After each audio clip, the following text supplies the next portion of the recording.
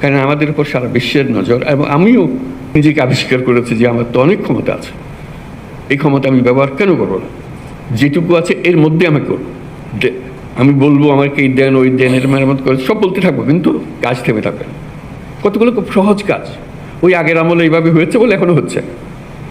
মাথার থেকে সুরে ফেলানো আগের আমল হাওয়ায় বিলিয়ে গেছে, নাই।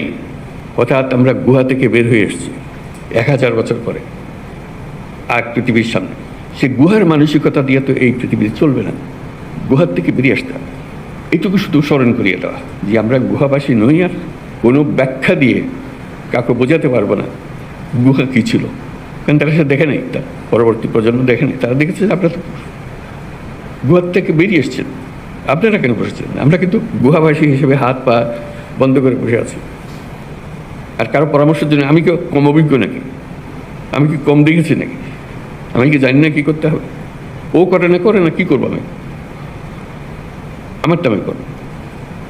আমি যেটুকু আমাকে জায়গা দিয়েছে, যে জায়গাতে আমার করার কথা, আমি তো সৌভাগ্যবান, আমাকে কিছু দিয়েছে, কিছু একটা দিয়েছে, আরেকজনকে কিছুই দেয়। সমাজ আপনাকে, রাষ্ট্র আপনাকে কিছু সুযোগ সুবিধা দিয়েছে, সবটা দেয় নাই। আপনার মনে বেদনা যে আমাকে সবটা দেয় নাই, যেটুকু দিয়েছে সেটার যেহেতু একটা সুযোগ পেয়েছি, যে বললাম একটা মহা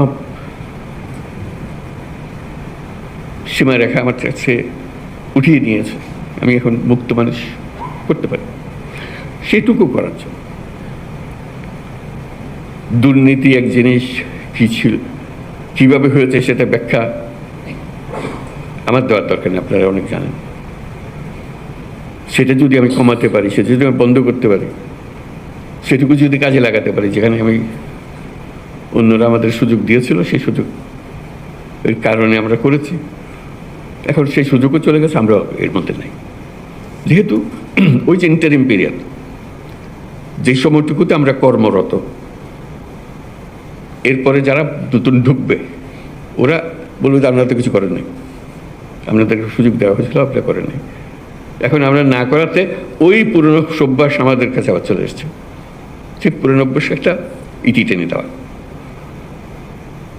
চিন্তা করেন কি করতে পারেন, এটাকেও বাধ্যবাধক করে বাধ্যতামূলকভাবে আরেকটা সার্কুলার জারি করে করতে হবে, এমন কিছুর কথা আমি নিশ্চয় বলছি না। আমি শুধু ব্যক্তিগত দায়িত্বের কথা বলতেছি। একটা সুযোগ, এবং আমি পারি।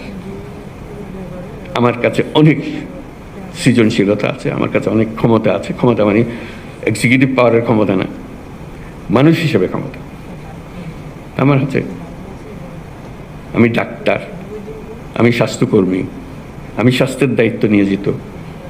স্বাস্থ্যে অনেক কিছু আমি করতে পারি, চিল্লাচিল্লি করতে পারি, কাজ করে ফেলতে। 10 জনকে ডেকে ডাক্তার সবাই মিলে এবার আসুন তো ভাই, এটা করে ফেলে, আমার বিশ্বাস সবাই সারা দেবে। চিকিৎসা এমন একটা জিনিস, স্বাস্থ্য এমন একটা জিনিস, এখানে বাদ প্রতিবাদের কিছু নেই, এখানে রাজনৈতিক মতবাদের কিছু নেই। মানুষ মারা যাচ্ছে, আমি তাকে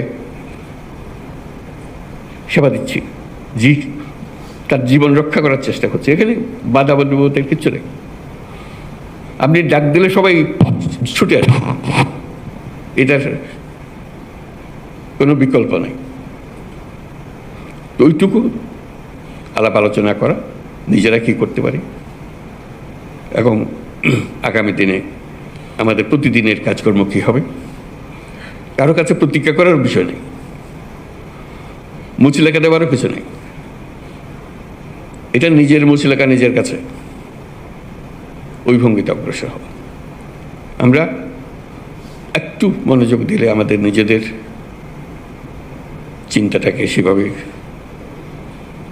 গড়ে তুললে, এই যা আছে এর মধ্যে থেকে একটা বিরাট পরিবর্তন আমরা আনতে পারি। বিরাট পরিবর্তন, ছোটখাটো পরিবর্তন না।